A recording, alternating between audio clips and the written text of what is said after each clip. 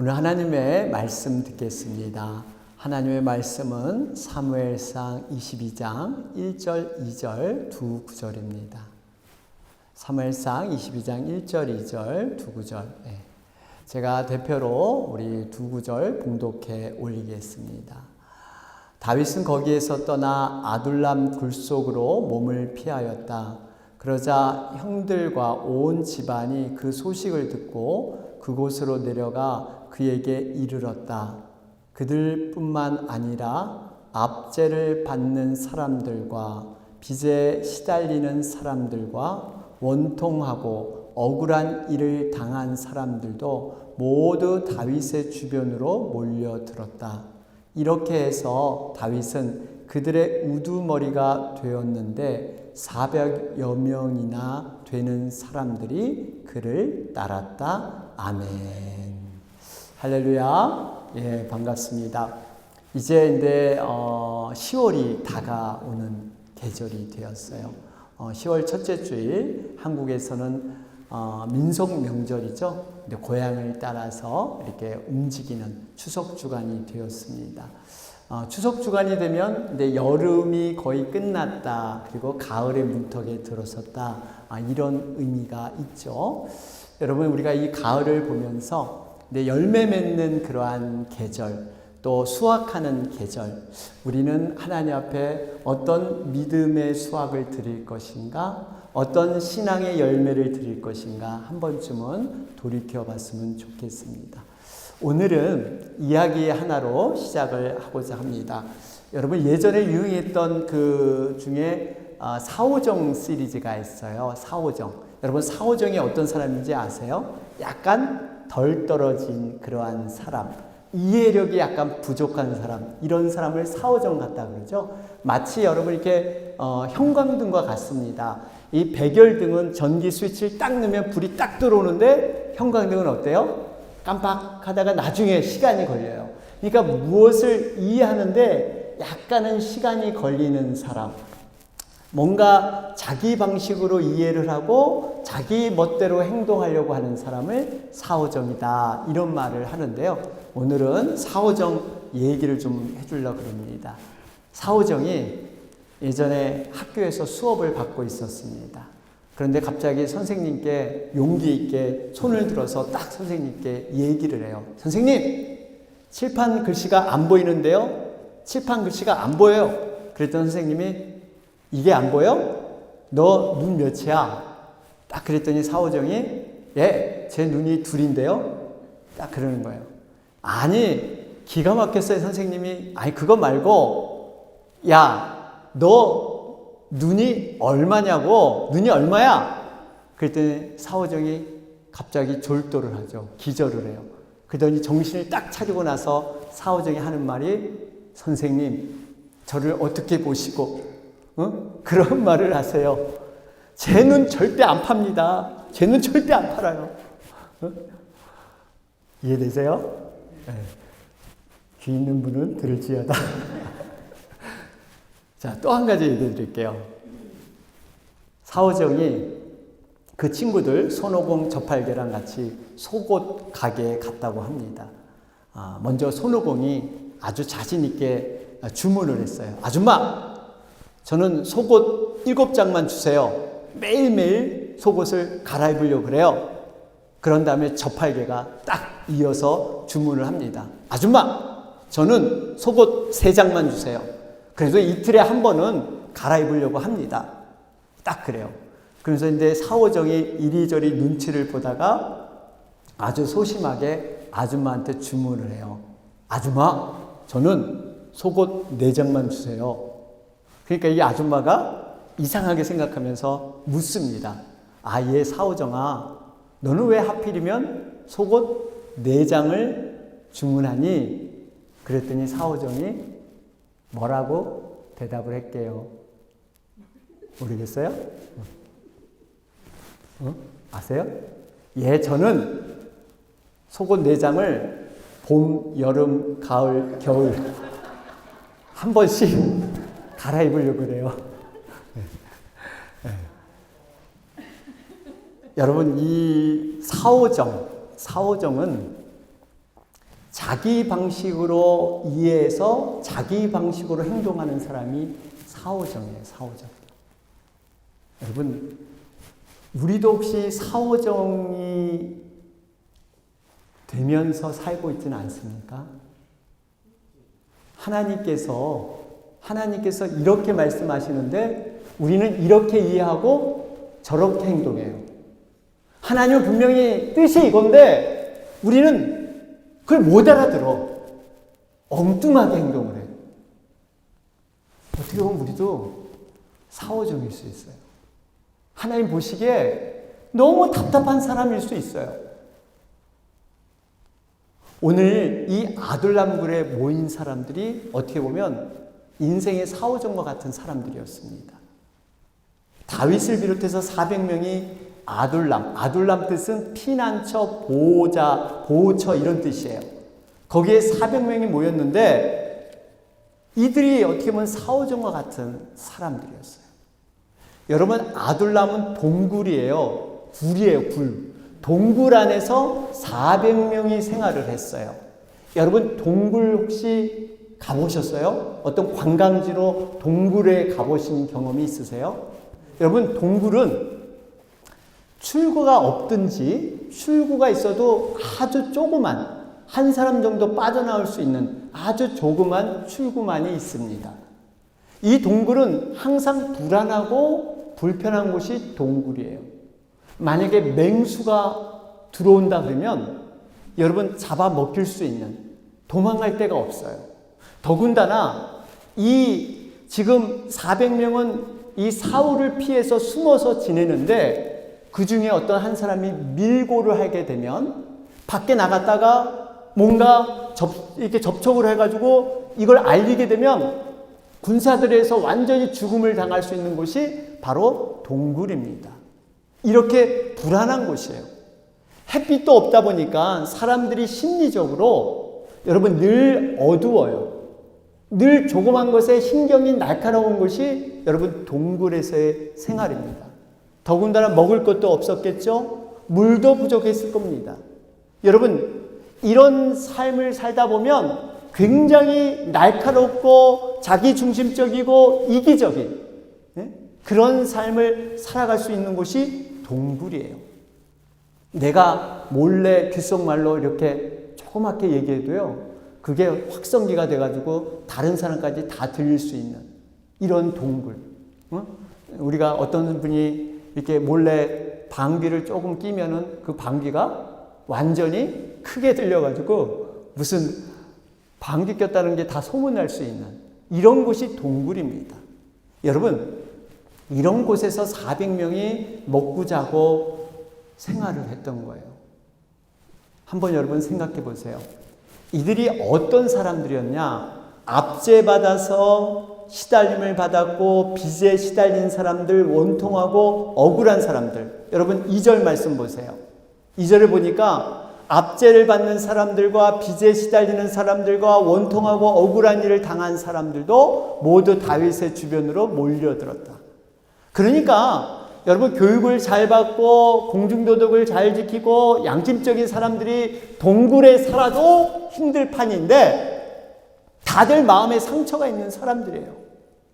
다들 어려움을 당한 사람들, 피해의식이 있는 사람들이 아둘람 동굴에 모여서 그들이 함께 생활을 했습니다.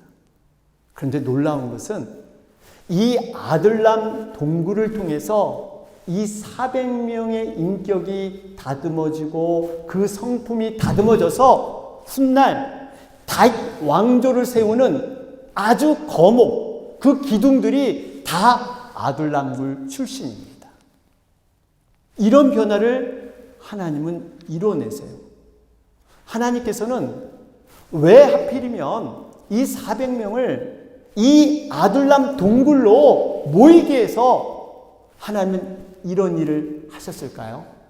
왜 다른 방법이 아닌 이 동굴이라는 열악한 환경 속에 400명을 밀어넣어서 그들이 깎이고 다듬어지게 하나님은 하셨을까요? 왜 그랬을까요? 이 방법밖에 없기 때문이에요. 이 400명의 사람들이 변화되고 성장하는 방법은 이 방법밖에 없기 때문에 하나님께서 직접 몰아넣으셔서 훈련받고 연단받게 하신 줄로 믿습니다. 여러분, 세상에서 가장 어려운 것 중에 하나가 바로 사람을 이해하고 사람을 품고 사람을 사랑하는 것. 이것만큼 어려운 일이 없다고 합니다. 그래서 오죽했으면 유명한 왕이 그런 말 남겼잖아요. 내가 사람을 사랑하느니 차라리 내 옆에 있는 개를 사랑하겠다. 내가 사람을 사랑하느니 차라리 내 옆에 있는 개를 사랑하겠다. 얼마나 그 사람을 품고 사랑하는 게 힘들면 개를 사랑하는, 개는 여러분 되게 성실하고요, 충성된 그러한 짐승입니다. 바로 이런 고백을 하지 않겠습니까? 그런데요, 여러분, 사람을 이해하고 품고 사람을 섬기는 것 너무나 힘들고 어렵습니다. 그런데요, 이 어려운 일을 감당하는 가운데 하나님의 원리는 내 자신을 성장시키는 놀라운 도구가 그 속에 들어있는 줄로 믿습니다. 하나님께서 왜 이 일을 귀히 여기실까요? 어렵고 힘들기 때문에 그래요. 하나님도 아세요. 내가 네 마음 안다. 어렵고 힘들기 때문에 하나님은 이 일을 귀하게 여기시고 상급과 보상으로 함께 하신다. 이렇게 말씀한 줄로 믿습니다. 그리고 한 가지는 우리가 내가 혼자 있을 때 내 자신에 대한 평가가 올바르게 내려질 수 없다는 거예요. 혼자서는 우리 자신을 잘 모릅니다. 왜 그럴까요? 모든 것이 자기 기준으로 보니까, 자기 중립적으로 보니까 나도 괜찮은 존재, 이런 존재로 생각을 합니다. 그런데 내가 원하지 않는 상황이나 내가 썩 마음에 들지 않는 사람들조차도 함께 생활하게 할 때 비로소 내 자신을 보게 된다는 거예요. 다른 사람의 모습이 나를 비추는 거울이에요, 거울. 그 사람을 탓하고 원망할 필요 없어요. 내 자신을 보게 하는 거울이에요. 우리가 자기 자신이 얼마나 한계적인 사랑을 갖고 있고 이기적인 사람인가를 어떻게 알 수 있느냐? 같이 지내보고 섬겨보고 같이 사귀어보면 알 수가 있습니다. 원하지 않는 상황, 원하지 않는 환경에서도 같이 지낼 수 있는 것. 나는 그런 면에서 저도 남자지만 남자분들을 참 우대하고 존경합니다. 남자분들은 그런 경험이 있잖아요. 남자분들 K대 동문이잖아요. K대 동문. 군대 동문. 군대라는 곳이요, 어떻게 보면 젊은 날 내가 원하지 않는 사람들과 원하지 환경 속에서 지내는 경험을 해본 거예요. 그래서 나름대로 그것을 극복한 사람들이 누구? 남자인 줄 믿습니다. 네. 아멘. 네. 네. 여군도 있어요, 여군. 네. 여러분, 하여튼 이런 경험들이 우리 인생에 참 중요합니다. 여러분, 저는 이 아둘람 동굴을 생각할 때 이 아둘람 동굴이 바로 우리 교회이고요, 우리들의 목장일 수 있습니다. 우리는 보석이 아니라 그랬죠? 원석이에요. 귀하긴 귀한데 아직 깎이고 다듬어 모난 부분이 있기 때문에 원석입니다. 제가 늘 말씀드리는 부분, 고슴도치의 사랑. 정말 저는 이 예가 딱 맞다고 생각을 해요. 고슴도치 두 마리가 만났잖아요. 멀리서 보니까 굉장히 멋져 보여. 저 고슴도치 멋있어. 저 고슴도치도 나에게 마음이 들었어. 저 고슴도치의 그 멀리서 볼 때는 그 가시조차도 참 멋져 보였어.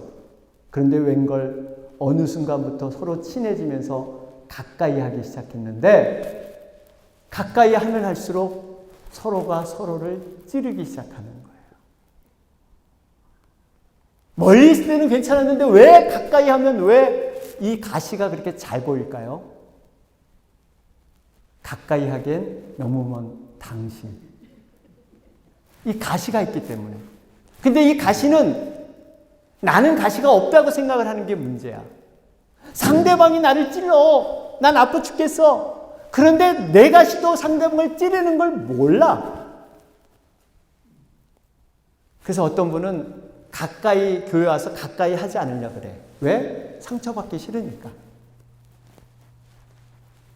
여러분, 고슴도치는 가까이에서 때론 아픔이 있지만 그 가시가 다듬어져야 될 줄로 믿습니다. 이 가시는 내 스스로 자르는 방법이 없어요. 서로 부대끼면서 이게 가다듬어지고 다듬어지는 것이지, 내 자신은 이 가시는 보이지도 않고 이 스스로 가시는 절대 다듬을 수 없는 거예요.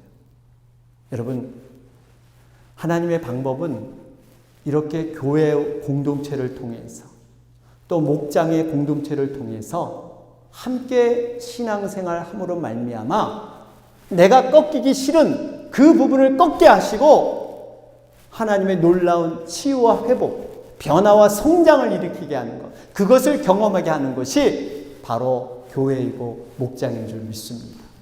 그래서 교회는 뭐예요? 병원이라 그러잖아요. 병원. 병원에서는 치유와 회복이 일어나는 거예요. 이런 곳이 바로 병원이라는 겁니다.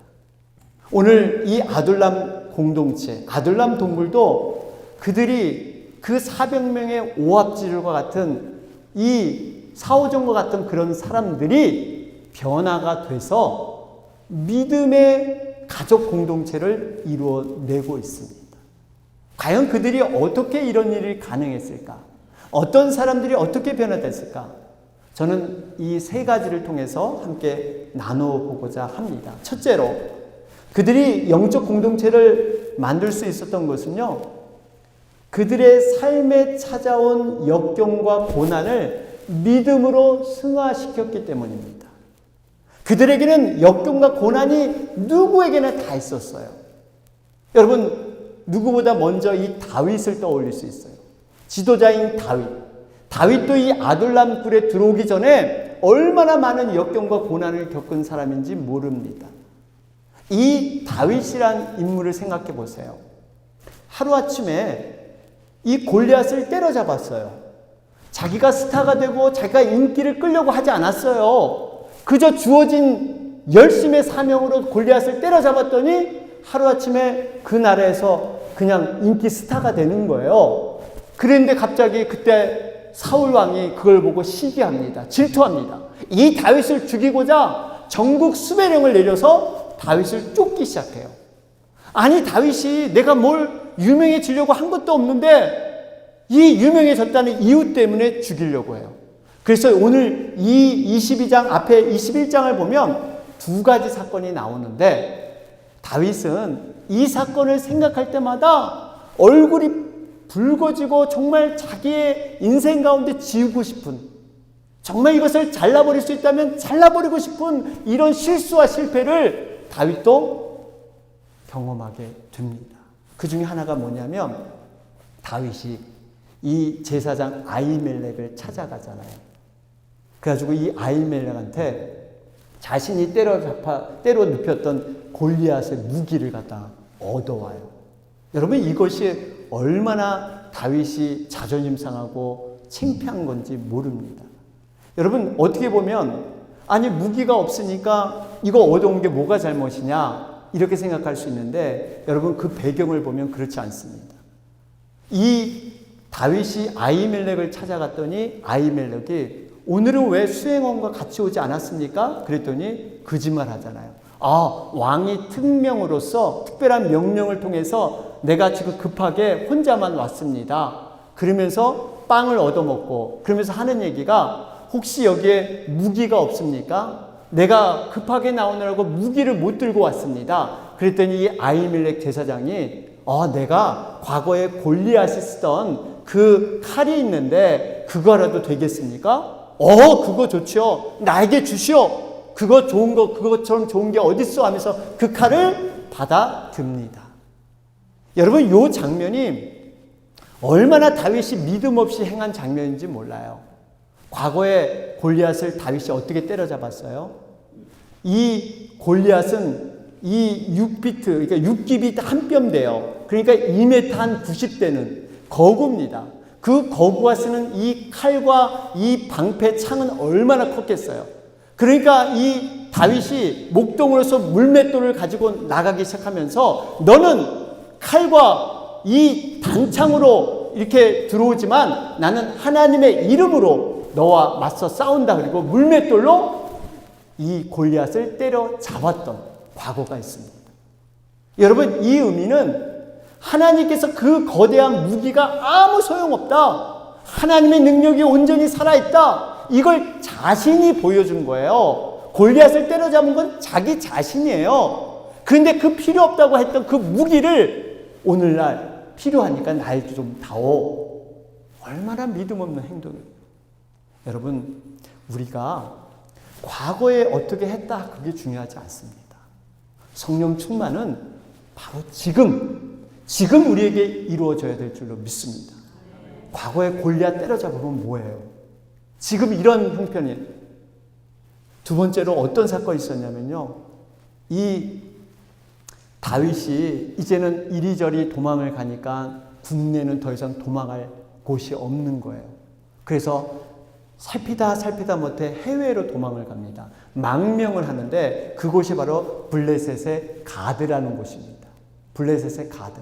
왜냐하면 이 블레셋을 택한 이유는 이스라엘 적군이 블레셋이기 때문에 설마 사울이 이 적군까지 나를 잡으러 올 수는 없다 생각을 하고 안전하다고 거기 갔어요. 그리고 거기 가면 나를 아무도 모른다고 생각을 했습니다. 그런데 웬걸 다윗을 알아보는 사람들이 있는 거예요. 그래서 다윗의 행동이 어떻게 돌변합니까? 갑자기 미친 채 하면서 침을 질질 흘리면서 이 벽을 긁으면서 완전히 미친 사람 흉내를 갑자기 냅니다. 이유가 있어요. 그 당시 미친 사람이라고 하면 사람들이 접근을 안 하고 그 마을에서 쫓겨버리는, 이 악신이기 때문에 쫓아버리는 그러한 풍습이 있었습니다. 이 다윗이 왕으로서 해야 될 모습이 미친 채 하면서 그 적군 앞에서 이런 흉내를 냈던 그 다윗, 얼마나 그가 정말 생각하면 생각할수록 창피한 이런 모습이었는지 모릅니다. 결국 이 모습을 가지고 시편 34편에 자기가 실수하고 실패했던 것을 적어놓고 그는 그것을 기억하고 있습니다. 여러분, 시편 34편에 보면 거기에 그 부제목, 소제목이 뭐라 그러면 다윗이 아비멜렉 앞에서 미친 채 하다가 쫓겨나서 지은 시래요. 미친 채 하다가 쫓겨나서 지은 시, 그게 바로 이 시편 34편이에요. 그런데 이 34편의 12절 13절을 한번 보실까요? 거기에 이렇게 기록했어요. 내 혀로 악한 말을 하지 말며 내 입술로 거짓말을 하지 말아라. 악한 일은 피하고 선한 일만 하여라. 그러니까 자신이 미친 척하고 이렇게 거짓말했던 걸 후회하면서 얼마나 비참하게 그날을 기억했던지 시편에 기록해 놓으면서 다시는 이래서는 안 된다. 이런 고백을 하고 있는 것입니다. 여러분, 우리가 중요한 것은 우리도 실패할 수 있습니다. 우리도 실수할 수 있어요. 하나님께서는 실패와 실수 안 하는 사람을 쓰는 게 아니라 실패하고 실수하더라도 믿음으로 일어나는 사람, 그 사람을 쓰실 줄 믿습니다. 다윗의 위대함이 바로 이겁니다. 실수했다고 낭망하고 절망하고 어둠으로 빠지는 게 아니라 하나님 앞에 회개하고 하나님 앞에 다시 나와서 그 믿음을 강구했더니 하나님이 다윗을 들어 사용한 줄로 믿습니다. 여러분, 우리들은 지금 현재 다 뭐예요? 공사 중이에요. 우리는 지금 지어지고 있는 과정이에요. ing, 진행형입니다. 공사 중, 거기 가면 팻말이 뭐라고 써 있어요? 여러분, 통행에 불편을 드려서 대단히 죄송합니다. 여러분, 목사인 저도 뭐예요? 공사 중. 네. 저도 이제 집을 짓고 있는 공사 중이에요. 그래서 통행에 불편을 드려도 양해 바랍니다.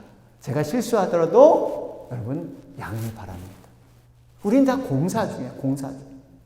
그렇기 때문에 우리가 이러한 우리들에게 그렇다고 희망이 없느냐? 그렇지는 않습니다. 공사 중일지라도 포도나무 되시는 그 주님에 붙어만 있으면 우리에게는 희망이 있는 줄 믿습니다. 내게는 전혀 소망이 없지만 우리 주님으로 인해서 우리는 분명한 소망이 있다는 거예요. 두 번째, 이들이 이렇게 함께 영적인 믿음의 공동체를 이룰 수 있던 것은 마음이 가난했기 때문이에요. 그래서 영적인 공동체를 이룰 수 있었어요. 우리 2절 아까 다시 한번 보시면 이런 사람이 모였다 그랬잖아요. 압제를 받는 사람들, 빛에 시달리는 사람들, 원통하고 억울한 사람들, 내면에 상처가 많은 사람들이에요.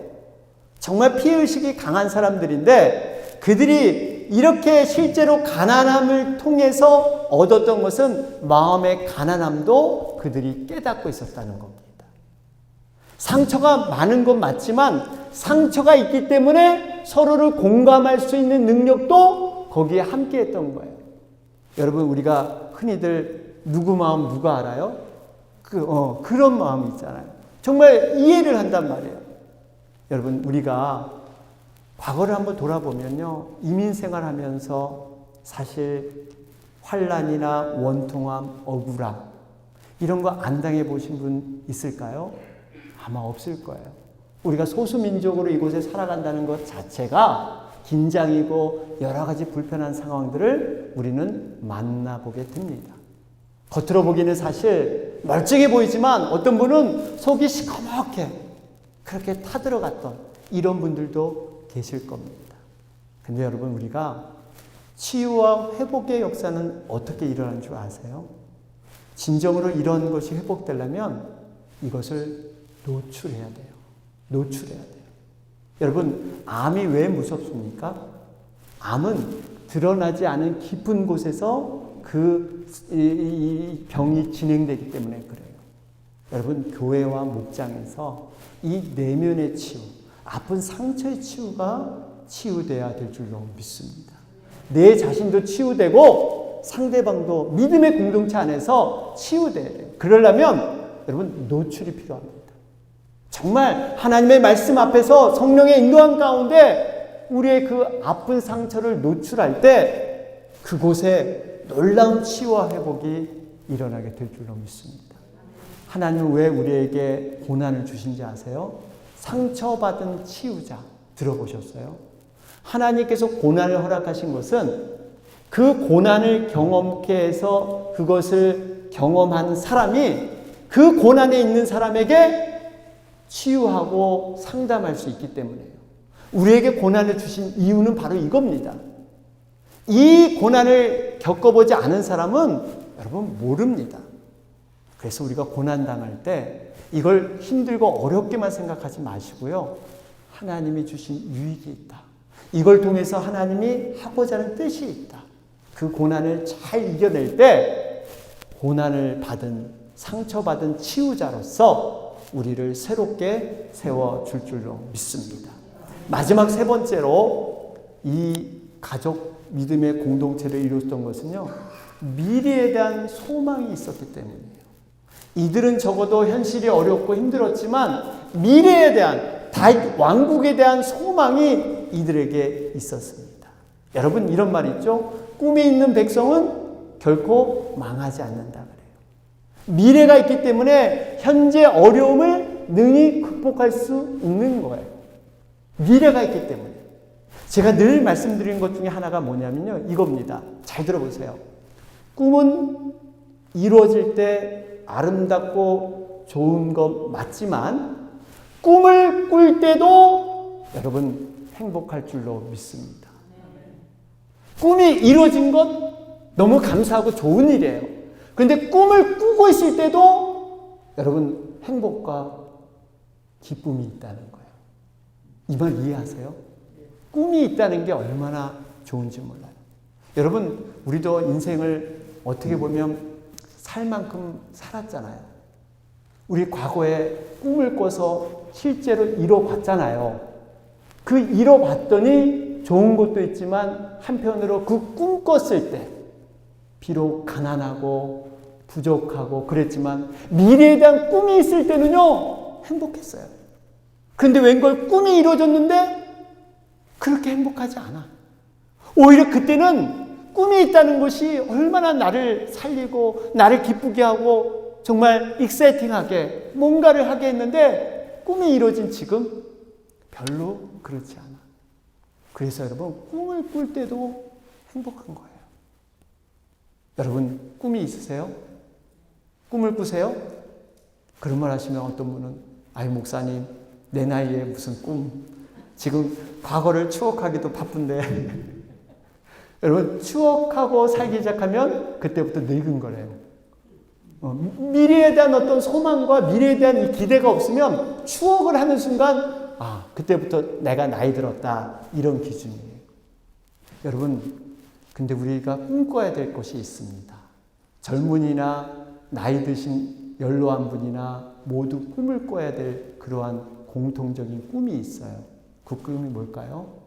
우리가 죽음 후에 하나님 앞에 서는 꿈이에요. 이건 예외 없습니다. 누구나 하나님 앞에 서는 꿈을 꿔야 합니다. 우리가 이 땅에서 살아가는 삶은 잠깐 보이는 안개, 정말 나그네와 같은 삶, 영원한 천국이 있다는 그 꿈, 그곳엔 병도 없고 죄도 없고 슬픔과 그러한 절망이 없는, 이별이 없는 곳, 오직 사랑과 기쁨과 감사와 행복이 넘치는 곳. 여러분, 우리가 이 땅에 살아가는 것이 힘들지 않은 이유는 그 영원한 천국이 있기 때문이에요. 그 꿈이 있기 때문에 때론 어려움 속에 부딪힐지라도 그걸 이겨나갈 수 있는 거예요. 여러분, 우리에게는 어떤 꿈이 있습니까? 하나님 앞에 섰을 때 우리는 어떤 소망을 가지고 어떻게 나가길 원하십니까? 바라기는 이 영원한 천국에 대한 꿈, 그 꿈이 지금의 모든 현실을 이겨낼 수 있는 그러한 동력이 되시기를 주님의 이름으로 축원합니다.